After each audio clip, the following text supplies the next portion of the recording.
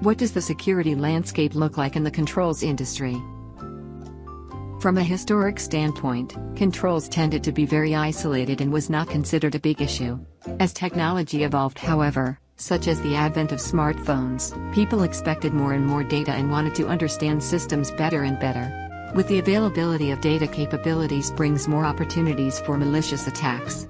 This then brought up the question of how much of our systems are we allowing to be susceptible to these attacks. The old mindset of who would want to waste their time hacking into me has been debunked, as people are now sitting around the world trying to hack into anything, either for recreation or for criminal intent. So the security landscape has really changed. What used to be an afterthought now has to always be considered up front. The idea now is to isolate our systems from the outside world and make sure that there are air gaps that give us control as to who can access our systems. Making connections, such as via Ethernet, and incorporating remote access, makes data more available, increasing the risk of a breach. An example of recent changes is the state of California passing a new law, CA 2020. Their main concerns were personal privacy and the hacking into medical records, etc., specifically regarding Ethernet connections. ASCO has since made sure to comply to this, integrate this into their product lines, and be prepared for future state law restrictions.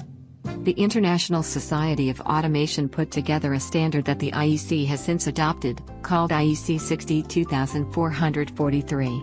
The standard tries to capture all aspects of cybersecurity: hardware, low-level software, systems, processes for software design and software protection, and even up to a facility's IT department, IT software storage and systems in place to defend against breaches.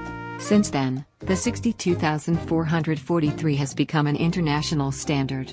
ASCO and Schneider have both adapted to it, along with most other international companies, because it encompasses everything, taking a holistic approach to cybersecurity. Security is here to stay and we can't neglect it. We learn every day from breaches like the Stuxnet from 2010. The US and Israel created a software bug to hack into Iranian Siemens plc. There are many data attackers, and with the new trend of remote work, the risks are only multiplied. We must be aware, secure, and we really have to make sure that we have security in our mind and not just giving customers what they want, but making sure what they want is also secure.